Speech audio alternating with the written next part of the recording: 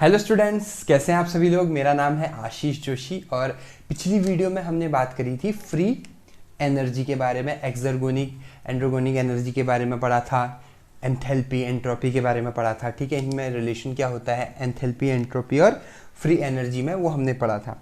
आज के टॉपिक में हम बात करेंगे रिडॉक्स पोटेंशियल। बहुत ही इंपॉर्टेंट टॉपिक है ये रिडॉक्स पोटेंशियल का। ठीक है, अब सबसे पहले रिडॉक्स पोटेंशियल पढ़ने से पहले हमको ये पता होना चाहिए कि रिडॉक्स क्या होता है। अब देखिए, रिडॉक्स में फिर आप रिएक्शन लगा दो, रिडॉक्स रिएक्शन लगा दो, रिडॉक्स पोटेंशियल लगा दो, कुछ भी लगा दो। First of all you have to know that what is this term redox. अगर आप इसका संधि विच्छेद करोगे, अब देखिए मैंने क्या बोला, इसको अगर आप फिर तोड़ोगे तो ये दो पार्ट में टूट जाएगा। एक आ जाएगा RED और दूसरा आ जाएगा OX। ठीक है, RED मतलब रिडक्शन, RED मतलब रिडक्शन और OX मतलब ऑक्सीडेशन। ठीक है, ऑक्सीडेशन मतलब, कहने का मतलब क्या है कि जहां पर ऑक्सीडेशन और रिडक्शन दोनों एक साथ होते हैं उस पर्टिकुलर टर्म को हम बोलते हैं रेडॉक्स। अब देखिए मैंने क्या बोला, जहां पर ऑक्सीडेशन और रिडक्शन। अब ऑक्सीडेशन क्या होता है, अब इसके बारे में भी देखो, हम डीप में पढ़ रहे हैं। ठीक है, थोड़ा सा। अच्छा, रिडक्शन क्या होता है। सबसे पहले हम रिडक्शन की बात करें तो अगर हम स्पेसिफिक मॉलिक्यूल के पॉइंट ऑफ व्यू की बात करें तो रिडक्शन मतलब होता है एडिशन ऑफ हाइड्रोजन और रिमूवल ऑफ ऑक्सीजन। ठीक है, ये होता है रिडक्शन। और ऑक्सीडेशन मतलब होता है एडिशन ऑफ ऑक्सीजन और रिमूवल ऑफ हाइड्रोजन। अब देखिए मैंने कैसा बोल दिया। ठीक है, लेकिन अगर आप इसके इलेक्ट्रॉन के हिसाब से, अगर इलेक्ट्रॉन कॉन्फ़िगरेशन के हिसाब से बात करोगे तो ऑक्सीडेशन मतलब होता है लॉस ऑफ इलेक्ट्रॉन। अब देखिए मैंने क्या बोला, ऑक्सीडेशन मतलब होता है लॉस ऑफ इलेक्ट्रॉन। ठीक है, ऑक्सीडेशन मतलब होता है लॉस ऑफ इलेक्ट्रॉन और रिडॉक्स मतलब होता है गेन ऑफ इलेक्ट्रॉन। क्लियर है सब। ऑक्सीडेशन मतलब लॉस ऑफ, जब इलेक्ट्रॉन लॉस हो जाते हैं उसे हम बोलते हैं ऑक्सीडेशन, और जब इलेक्ट्रॉन हमें मिलते हैं उस पर्टिकुलर सिचुएशन को बोलते हैं हम क्या बोलते हैं, रिडक्शन बोलते हैं। तो रिडॉक्स पोटेंशियल क्या हो गया। रिडॉक्स पोटेंशियल की अगर हम बात करेंगे तो रिडॉक्स पोटेंशियल को हम बोलते हैं oxidation, also called oxidation reduction potential. Oxidation reduction potential, ये हो गया आपका ऑक्सीडेशन रिडॉक्स पोटेंशियल। अब बेसिकली रिडॉक्स पोटेंशियल क्या होते हैं, ये क्या है। सबसे पहले तो इंपॉर्टेंट, ये क्वांटिटेटिव मेजर है। क्वांटिटेटिव। अब देखिए what is the difference between quantitative and qualitative. दो वर्ड है, एक है क्वांटिटेटिव, दूसरा है क्वालिटेटिव। ये आपने दोनों सुने होंगे कभी ना कभी।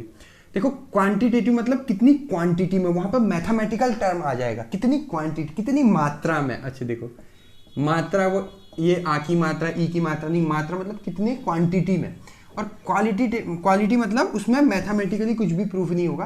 क्वालिटी कैसी है उसकी, गुड है, बेस्ट है, मतलब कुछ भी कि कैसी क्वालिटी है, अच्छी क्वालिटी है, बेकार क्वालिटी है ना, स्पेसिफिक। तो ये क्या है, एक रिडॉक्स पोटेंशियल क्या है, ये एक क्वांटिटेटिव, हम बहुत धीरे धीरे पढ़ रहे हैं। ठीक है, क्वांटिटेटिव मेजर है, मेजर ऑफ, किसका मेजरमेंट है, quantitative measure of the tendency, a quantitative measure of a tendency of a redox pair to lose और गेन इलेक्ट्रॉन। अब देखिए मैंने क्या बोला, किसी रिडॉक्स पेयर की ऑफ द टेंडेंसी। अच्छा, मैं ये लिख क्यों रहा हूं, मैं आपको शॉर्ट में, क्योंकि नोट्स तो मैंने दे रखे हैं ना, मैं मेन बात बता रहा हूं। ये क्या है, क्वांटिटेटिव प्रोसीजर मेजरमेंट है, किसका, किसी भी मॉलिक्यूल का मान लो, किसी भी रिएक्शन का मान लो कि उसकी क्या टेंडेंसी है टू टेंडेंसी टू गेन और लॉस इलेक्ट्रॉन। अब देखिए मैंने क्या बोला, टू गेन और लॉस इलेक्ट्रॉन, उसकी जो टेंडेंसी है उसको मेजर करना, उसको तोलना क्वांटिटेटिवली, उसे हम बोलते हैं रिडॉक्स पोटेंशियल। रिडॉक्स पोटेंशियल में एक बार दोबारा बताऊंगा, रिडॉक्स पोटेंशियल क्या होता है, ये 2 नंबर का आता है इसमें, ठीक है, ज्यादा लंबा तो आता नहीं। इट्स ऑल्सो कॉल्ड, इसे हम क्या बोलते हैं, ऑक्सीडेशन रिडक्शन पोटेंशियल भी बोलते हैं। ये क्या है, क्वांटिटेटिव मेजर है किसका, किसी भी मॉलिक्यूल्स का। क्या करता है ये, उसकी टेंडेंसी को देखता है कि वो कितना इलेक्ट्रॉन और गेन कर रहा है, कितना इलेक्ट्रॉन लूज कर रहा है स्पेसिफिकली, ठीक है। अब इसमें एक चीज और आती है कि वो क्या है कि इसको बोलते हैं हम स्पेसिफिक, इसको बोलते हैं स्पेसिफिक रिडॉक्स पोटेंशियल,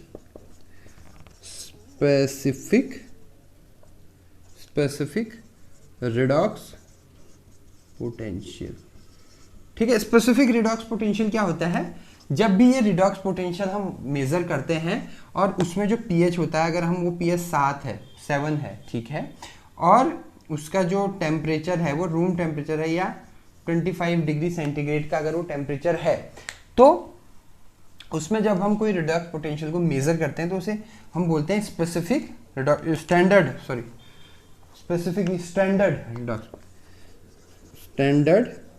इसको हम बोलते हैं स्टैंडर्ड रिडॉक्स पोटेंशियल, ठीक है। आपके समझ में ये भी क्लियर हुआ। अच्छा, एक चीज इसमें और है, एक पॉइंट, लास्ट पॉइंट इसमें है, बहुत इंपॉर्टेंट पॉइंट है। वो पॉइंट क्या है, the more negative redox potential represent a greater tendency to lose electron. मतलब कहने का क्या मतलब है, द मोर नेगेटिव पोटेंशियल, मतलब अगर जो आपका रिडॉक्स पोटेंशियल की जो टेंडेंसी है, मैंने अभी हमने पढ़ा था ना टेंडेंसी, मान लो 2 टाइप की टेंडेंसी है, ठीक है। अगर वो मोर निगेटिव है,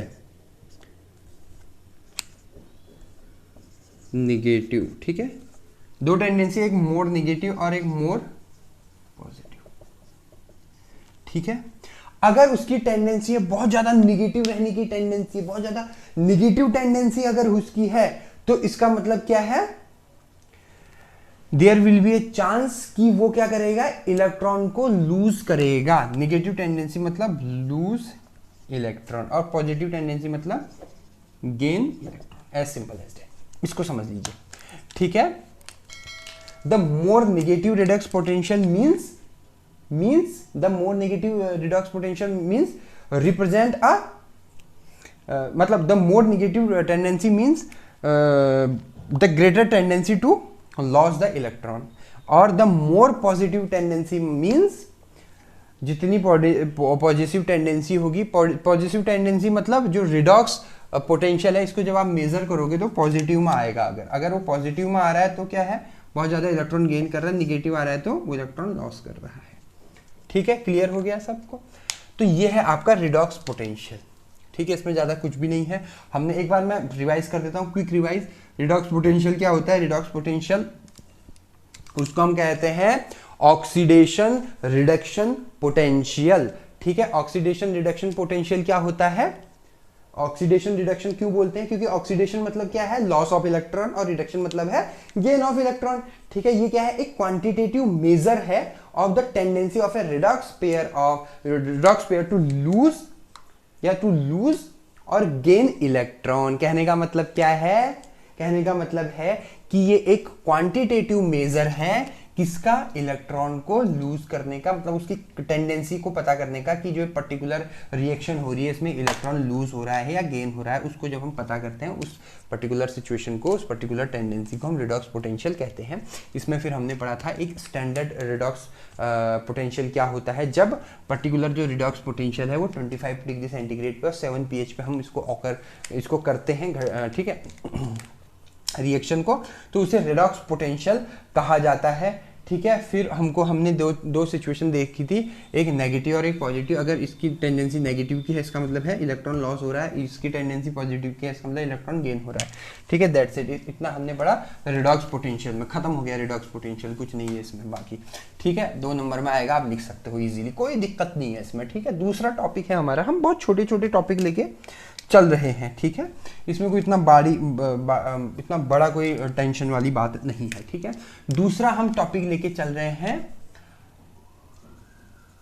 एनर्जी रिच कंपाउंड्स। ठीक है, अब एनर्जी रिच कंपाउंड्स क्या होते हैं? सबसे पहले तो इन्हें क्या बोलते हैं? Also called high energy compound. ठीक है, इसको हम हाई एनर्जी कंपाउंड भी कहते हैं।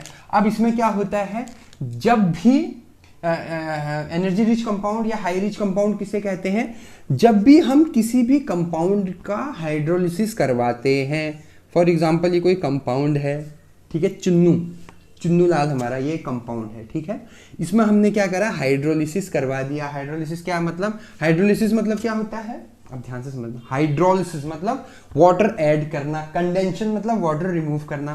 ठीक है, हमने इसमें हाइड्रोलिसिस करवा दिया मतलब वाटर ऐड कर दिया, या हाइड्रोलिसिस लिख देता, हाइड्रोलाइसिस। ठीक है, अगर हमने इसकी हाइड्रोलिसिस करवा दी तो इसमें क्या होगा? आपको जो है क्या बोलते हैं, अगर आपको एनर्जी मिल रही है, अब ध्यान से समझना मैं क्या बोलूंगा। ठीक है, अगर हम हाइड्रोलिसिस करा रहे हैं और हमको एनर्जी मिल रही है, एनर्जी, ठीक है, हमको क्या मिल रही है? एनर्जी। ये कंपाउंड था, इसकी हाइड्रोलिसिस करा दी तो हमको क्या मिल गई? एनर्जी। ये एनर्जी है। ठीक है, तो इस पर्टिकुलर कंपाउंड को हम बोलेंगे हाई एनर्जी कंपाउंड। जब हम किसी कंपाउंड की, ठीक है, also called high energy compound usually applied to the substance which possess sufficient जो है फ्री एनर्जी। देखो ध्यान से समझना इस बात को, ये हम क्यों पढ़ रहे हैं? आगे पढ़ोगे एटीपी में, क्योंकि जो एटीपी होता है बहुत तगड़ा जो है एनर्जी रिच कंपाउंड होता है, हम पढ़ेंगे आगे इसको। तो बेसिकली हम क्या पढ़ रहे हैं? एनर्जी रिच कंपाउंड्स क्या होते हैं? उन्हें हम हाई एनर्जी कंपाउंड भी बोलते हैं। और जब भी कोई कंपाउंड का हम हाइड्रोलिसिस करवाते हैं, हाइड्रोलिसिस मतलब उसमें वाटर ऐड करवाते हैं। अब ध्यान से समझना मेरी बात, वरना कंफ्यूज जाओगे। तो क्या होता है? उसमें एनर्जी मिलती है। इसको आप ऐसे समझ नहीं आ रहा तो आप एनर्जी लिख लो। ठीक है, उसको हम बोलते हैं हाई एनर्जी कंपाउंड। अब इसकी शर्त क्या है? देखो 2 चीजें हैं। अगर ये जो एनर्जी है वो 7 कैलोरी पर मोलिक्यूल, अब देखिए मैंने क्या बोला, 7 कैलोरी पर मोल से ज्यादा है, मोर देन, ठीक है, मोर देन, तो वो उसे हम बोलेंगे हाई एनर्जी कंपाउंड। ठीक है, हाई एनर्जी कंपाउंड। और अगर इसकी less than 7 calorie per mole है तो इसे हम बोलेंगे लो एनर्जी कंपाउंड। अब ध्यान से समझना मैंने क्या बोल दिया, कितनी भयंकर बात बोल दी है। ठीक है, सीधे सीधे मैंने एक पैरामीटर रख दिया कि भैया सबसे पहले, अब मैं रिवाइज कर रहा हूं, सबसे पहले हमने पढ़ा एनर्जी रिच कंपाउंड्स क्या होते हैं? वो कंपाउंड्स जो हाइड्रोलिसिस होने पर जो है एनर्जी देते हैं। अगर ये एनर्जी जो है more than 7 calorie per mole है तो इसे हम बोलते हैं हाई एनर्जी कंपाउंड, और less than 7 calorie per mole है इसे हम बोलते हैं low energy compound. As simple as that, कुछ भी नहीं है। अच्छा, इसमें एक चीज और है कि जितने भी ये एनर्जी रिच कंपाउंड होते हैं इसमें एक फॉस्फेट ग्रुप प्रेजेंट होता है। इसमें कौन सा ग्रुप प्रेजेंट होता है? Phosphate group.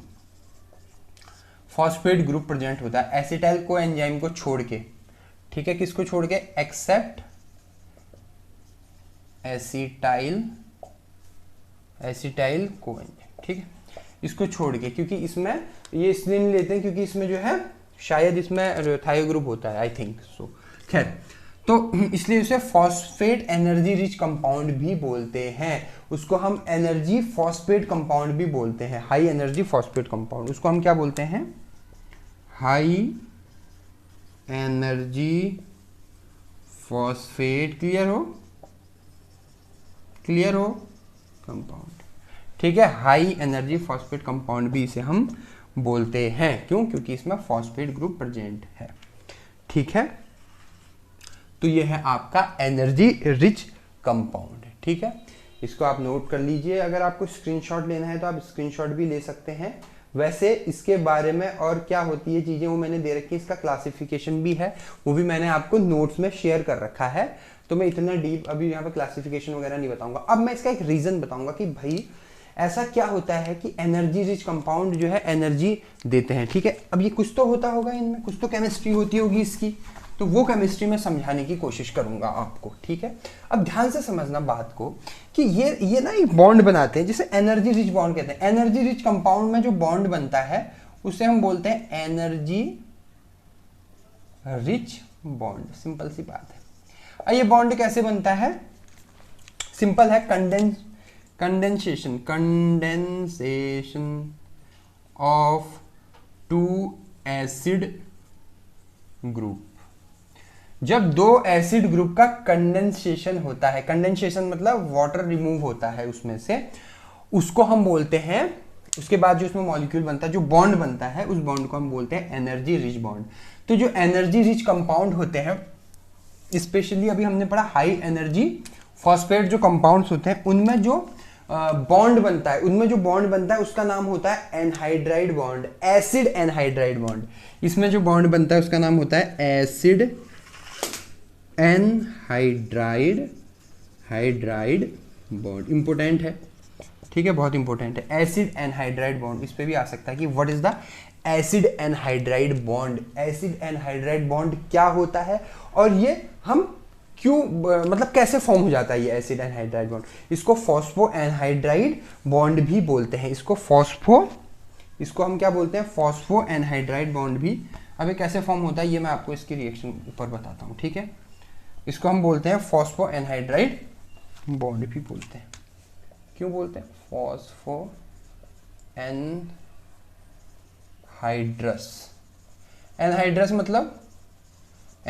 मतलब वाटर रिमूव हो गया इसमें से, इसलिए हमको एनहाइड्राइड, ठीक है। अब इसकी पर्टिकुलरली रिएक्शन क्या? अब हम इसकी रिएक्शन पढ़ेंगे, ठीक है। अब देखिए, मैंने बताया था कंडेंसेशन ऑफ टू एसिड। अब देखिए, क्योंकि हम फॉस्फो पढ़ रहे हैं, इसमें फॉस्फोरिक एसिड का फॉर्मूला क्या होता है? POHO, ठीक है। और ठीक, सॉरी, 1 2 3 तीन तरफ OH होता है, एक तरफ O होता है। ये आपका स्पेसिफिकली हो गया आपका फॉस्फोरिक एसिड। इसका नाम है फॉस्फोरिक एसिड। ये एक फॉस्फोरिक एसिड है। अब इसकी रिएक्शन है हम सेम दूसरे फॉस्फोरिक एसिड से करेंगे, OH और OH, ठीक है। और उसके बाद हम इसका कंडेंशन करेंगे। कंडेंशन मतलब वाटर रिमूव होगा। वाटर रिमूव कैसे होगा? ये देखो, ये हो गया ना। वाटर का फॉर्मूला क्या होता है? H2O। तो 2 हाइड्रोजन, एक हाइड्रोजन और एक ऑक्सीजन, ठीक है। इतना इसमें से खट रिमूव हो गया, इतना रिमूव हो गया, ठीक है। अब मैं ऐसे बता रहा हूं आपको। और ये जो बॉन्ड बन गया यहाँ पर, ये रिमूव हुआ और ये बॉन्ड बन गया पूरा, ये पूरा बॉन्ड है। अब ये क्या बॉन्ड है? POH OH O P।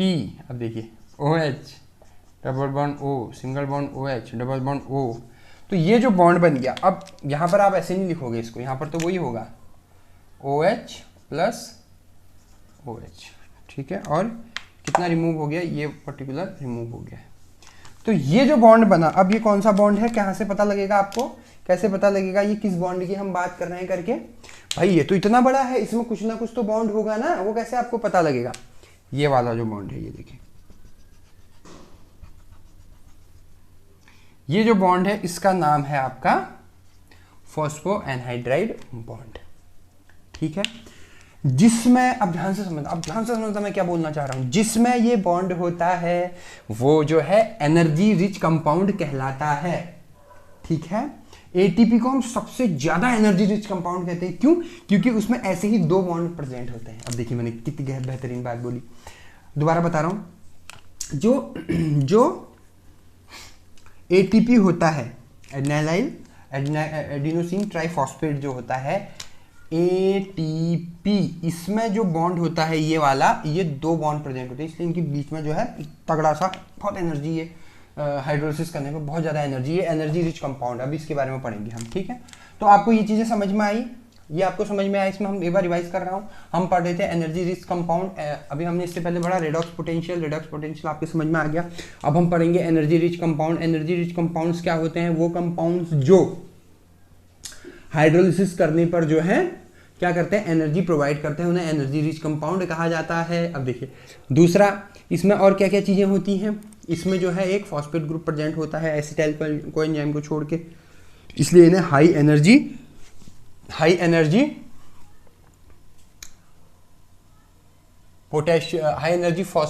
Phosphoric compound भी कहते हैं, या हाई एनर्जी फॉस्फेट कंपाउंड भी कहा जाता है, ठीक है। और इसमें क्या होता है, एक फॉस्फो एनहाइड्राइड बॉन्ड प्रेजेंट होता है। वो बॉन्ड कैसे बनता है? 2 एसिड के, ये भी क्या है, फॉस्फोरिक एसिड है, ये भी क्या है, फॉस्फोरिक एसिड है।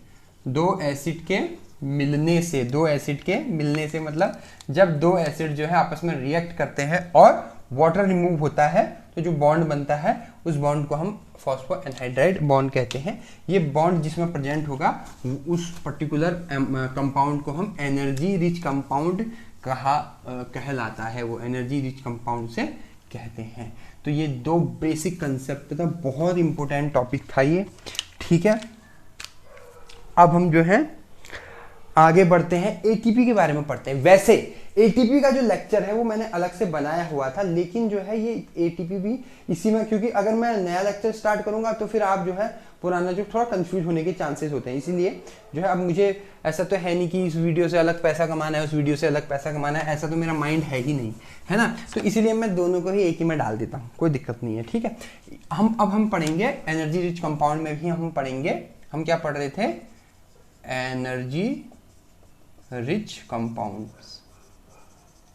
अब उसमें हम पढ़ रहे हैं एटीपी, एडिनोसिन ट्राइफॉस्फेट। अब देखिए मैंने क्या बोल दिया, एडिनोसिन ट्राइफॉस्फेट, ठीक है। अब ये एडिनोसिन ट्राइफॉस्फेट क्या होता है, एडिनोसिन ट्राइफॉस्फेट क्या होता है, ठीक है। ट्राई की स्पेलिंग भी नहीं आती, चुल्लू भर पानी में डूब मरना चाहिए मुझे, खैर चुल्लू भर पानी में मैं कैसे मरूंगा, ठीक है। खैर आगे बढ़ते हैं। अब ये बेसिकली एडिनोसिन ट्राइफॉस्फेट है क्या, क्या होता है इसमें, ये क्या है, बहुत मोस्ट इंपोर्टेंट ये एनर्जी रिच कंपाउंड है, ठीक है। इसमें 3 चीजें होती है, मैंने आपको पहले बताया था न्यूक्लिक एसिड की, मैंने बात बताई थी, न्यूक्लिक एसिड, ठीक है। न्यूक्लिक एसिड में हमने जो पढ़ा था, न्यूक्लिक एसिड में हमने क्या क्या होता है, इसमें एक नाइट्रोजीनस बेस होता है पहला, दूसरा होता है एक शुगर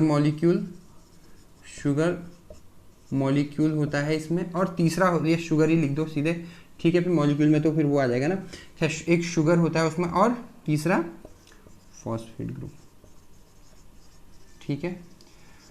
तो जो एटीपी होता है उनमें भी यही चीजें होती हैं। एटीपी में क्या होता है,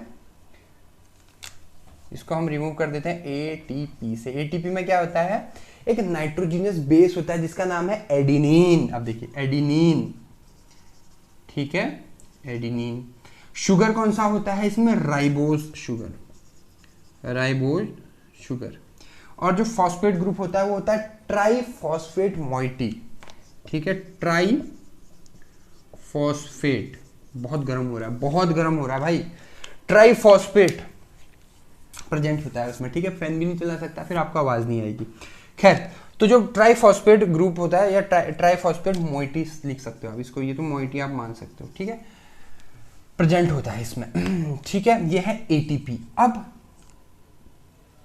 इसमें मैंने आपको बताया कि 2 एनहाइड्राइड बॉन्ड प्रेजेंट होते हैं, वो मैंने आपको बताया था, फॉस्फो एनहाइड्राइड जो बॉन्ड होते हैं वो 2 फॉस्फो एनहाइड्राइड बॉन्ड इसमें प्रेजेंट होते हैं, ठीक है। और इसमें एक चीज और होती है, जब ये एटीपी है उसको जब आप जो है इसका हाइड्रोलिसिस करोगे, ठीक है, हाइड्रोलिसिस करोगे इसका, तो आपको ADP प्लस PI मतलब इनऑर्गेनिक फॉस्फेट और एनर्जी मिलती है। और ये एनर्जी क्या क्या काम करती है? मसल कॉन्ट्रैक्शन करती है, ठीक है, एक्टिव ट्रांसपोर्ट में हेल्प करती है। आपने पढ़ा है ना एक्टिव ट्रांसपोर्ट, पैसिव ट्रांसपोर्ट, ये सब पढ़ा होगा, ठीक है। तो ये जो ATP है ये ADP में कन्वर्ट होती है, फिर फर्दर ADP में, इसे ADP साइकिल भी बोलते हैं, ये हम अभी पढ़ेंगे। फिलहाल हम बात करते हैं ATP कैसे ADP में कन्वर्ट होती है, इसकी केमिस्ट्री क्या है। हम बायोकेमिस्ट्री पढ़ रहे हैं, ये हमने थ्योरी बता दी मैंने आपको, ठीक है, ये है एक थ्योरी ATP वाली, ठीक है। अब अगर मैं बात करूं कि ये जो है कैसे कन्वर्ट होता है, कैसे चेंज होता है, ठीक है, उसके बारे में अगर मैं बात करूं तो अब ध्यान से समझना चीजों को। सबसे पहले हम ATP का स्ट्रक्चर बनाते हैं। ATP का स्ट्रक्चर क्या होता है, इसमें सबसे पहले एक जो है कौन सी मोइटी, एडिनाइल, ठीक है, एडिनिन, सॉरी क्या हो गया मुझे पता नहीं, एडिनिन, ठीक है। इसमें एक एडिनिन ग्रुप प्रेजेंट होता है, मैंने आपको बताया था, ठीक है।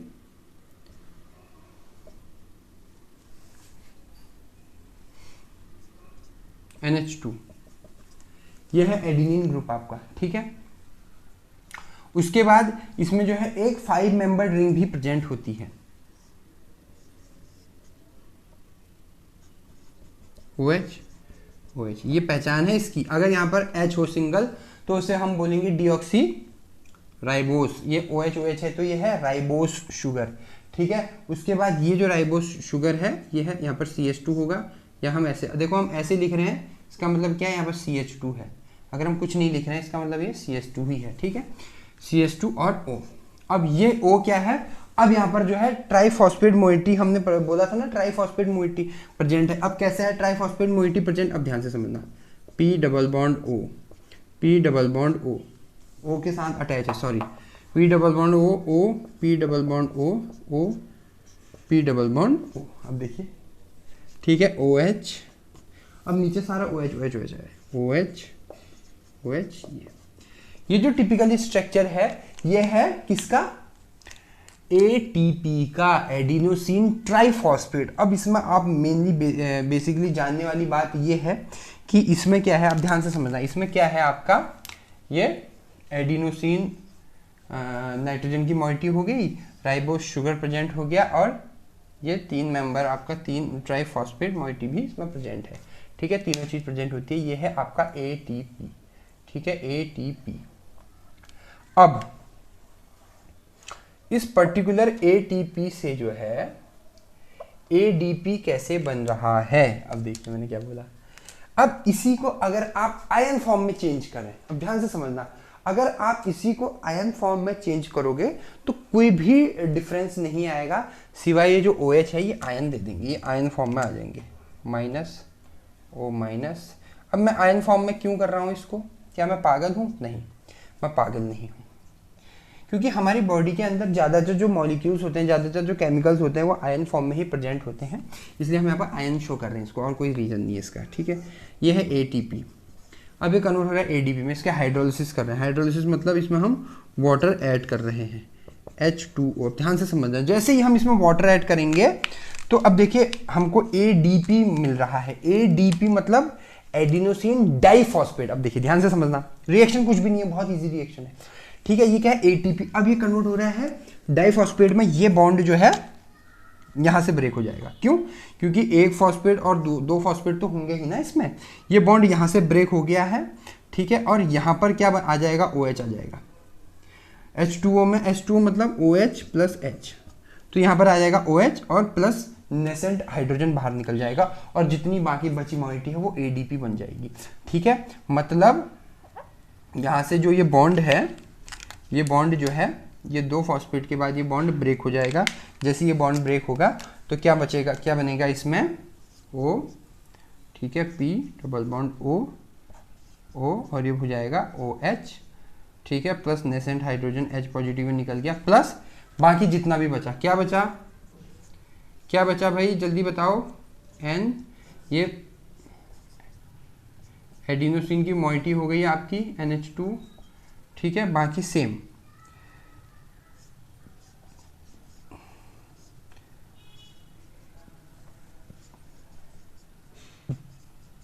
ठीक है, O P double bond O negative P, और यहाँ पर आ जाएगा आपका, ठीक है। ये पर्टिकुलर जो स्ट्रक्चर है, ये जो स्ट्रक्चर है, ये आपका बन गया है किसका स्ट्रक्चर, ADP का। ये स्ट्रक्चर बन गया ADP का। अगर आपको ये अजीब सा लग रहा है तो आप इसको ऐसे भी बना सकते हो, ठीक है। अगर आपको अजीब सा लग रहा है तो आपने जो ये मॉलिक्यूल बनाया है, इसमें आप एक फॉस्फेट ग्रुप हटा दो, ये फॉस्फेट ग्रुप पूरा हट गया आपका, ठीक है। तो ये जो बन गया है आपका, क्योंकि ये फॉस्फेट ग्रुप हट गया तो यहाँ पर माइनस मार्क आ जाएगा, तो 2 है तो ADP, एडिनोसिन डाइफॉस्फेट। क्लियर है सबको? बहुत इजी रिएक्शन थी, ठीक है। तो अब इसमें होता क्या है, बेसिकली हमने केमिस्ट्री भी इसकी समझ ली, ठीक है। अब एक चीज मैं बताता हूं, जैसे जब जो ATP है ना आपकी, जो आपकी ATP है, उससे जब एनर्जी क्या होती है, रिलीज होती है, निकलती है एनर्जी, ठीक है। एक PI, एक फॉस्फेट ग्रुप रिलीज होता है, और एनर्जी जब इसमें से निकलती है तो ये कन्वर्ट हो जाता है किसमें, ये एक फॉस्फेट ग्रुप भी निकल गया इसमें से, तो ये कन्वर्ट हो जाता है। अब इसको आप इस शॉर्ट में अगर आप बनाना चाहो, फॉर एग्जांपल अगर आपको शॉर्ट में बनाना है, ठीक है, तो आप ऐसे भी बना सकते हो इसको। ये आपका फॉस्फेट मोइटी हो गई, ये आपका शुगर हो गया, और इसको ऐसे कर दो, एक phosphate group, 2 phosphate group, 3 phosphate group, single, ऐसे भी बना सकते हो आप, कोई दिक्कत नहीं है, ठीक है। ये है तीन है ना, 3 फॉस्फेट ग्रुप है, ATP, इसमें से एक फॉस्फेट ग्रुप निकल गया, तो यहां पर क्या आया,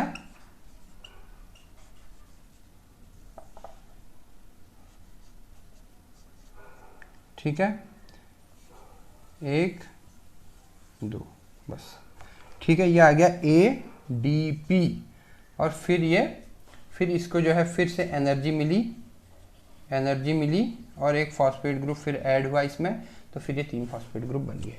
तो ये ऐसे कंटिन्यूसली कन्वर्ट होते रहते हैं, चेंज होते रहते हैं। और ये क्या करता है, ये मैंने बताया था क्या करता है, ये मसल कॉन्ट्रैक्शन, एक्टिव ट्रांसपोर्ट, और भी बहुत सारे इसके फंक्शन है, ठीक है।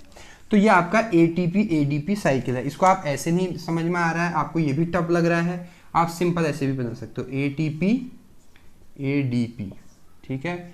एक फॉस्फेट ग्रुप, और एनर्जी निकल गई यहाँ से, इसमें एनर्जी आ गई, और एक फॉस्फेट ग्रुप जो है ऐड होगा। अब इससे इजी क्या बताऊँ मैं, आप बताओ। ऐसा भी बना लोगे तो आप शायद जो एग्जामिनर आपको मार्क्स दे दे, ठीक है। तो ये ATP ADP साइकिल जो है वो यही साइकिल है, ठीक है। जब हमारी बॉडी को एनर्जी की रिक्वायरमेंट होती है तो ATP जो है ADP में कन्वर्ट हो जाता है, और उसके बाद जो है जब रिलैक्स पोजीशन में होता है तो इसका अपोजिट हो जाता है, ठीक है। अभी आपने एक वर्ड और सुना होगा, वो है AMP, CAMP तो सुना ही होगा आपने, साइक्लिक AMP, ठीक है। CAMP भी क्या होता है, सेम, मैं आपको ज्यादा डीप नहीं बताऊंगा। AMP जो है, सॉरी ADP, अरे यार, ATP जो है वो जब कन्वर्ट होता है, उसमें क्या होता है, 2 फॉस्फेट PPI, जब हम एक फॉस्फेट निकाल लेते हैं, देखो 2 चीजें होती है, मैं आपको ऐसे बता देता हूं अगर आप कंफ्यूज हो रहे हो तो। अगर आप एक फॉस्फेट इसमें से निकाल रहे हो, मतलब एक फॉस्फेट, मतलब एक PI ग्रुप निकाल रहे हो, इनऑर्गेनिक फॉस्फेट इसे बोलते हैं, इसको निकाल रहे हो तो ये कन्वर्ट हो रहा है ADP में। अगर आप 2 फॉस्फेट निकालोगे, इसे हम बोलते हैं पायरोफॉस्फेट, ठीक है, तो जो मिल रहा है आपका साइक्लिक फॉर्म में उसे हम बोलते हैं AMP, क्योंकि आपने 2 निकाले, होते कितने हैं इसमें, टोटल 3 होते हैं, ठीक है। टोटल कितने होते हैं फॉस्फेट ग्रुप, इसमें 3 होते हैं, इसमें से एक निकाला, यहाँ कितने बचे, 2, इसमें से 2 निकाल दिए, यहाँ कितने बचा, 1। वैसे भी मैंने आपको बताया, मोनो मतलब 1, डाई मतलब 2, ट्राई मतलब 3, ठीक है, मैंने बताया था, इसमें तीनों आ गए, मोनो डाई ट्राई, ठीक है। CAMP cyclic AMP, adenosine monophosphate, एक फॉस्फेट ग्रुप है।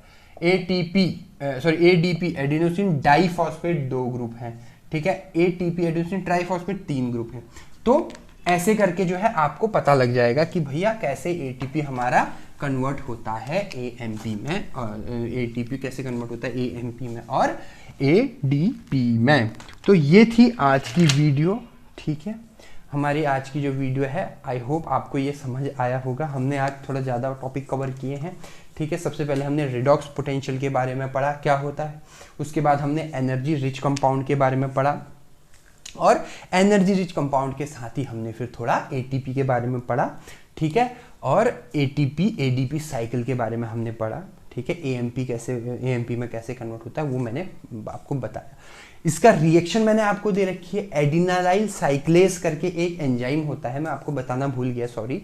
एडिनालाइल साइक्लेस करके एक एंजाइम होता है which is help to convert ATP into AMP। अब बताइए मैंने क्या बोला। एडिनाइलाइल साइक्लेस, देखो एडिनाइलाइल साइक्लेस क्या होता है, एक एंजाइम होता है, ठीक है। ये क्या करता है, हेल्प करता है ATP को CAMP कन्वर्ट होने में। कैसे, पायरोफॉस्फेट ग्रुप को रिलीज करता है, ठीक है। तो ये थी आज की वीडियो। अगर आपको मेरी ये वीडियो पसंद आए तो मेरे चैनल को सब्सक्राइब कीजिएगा, बेल आइकन पे क्लिक कीजिएगा। आपने मुझे इतना वक्त दिया उसके लिए बहुत बहुत धन्यवाद। Thank you so much.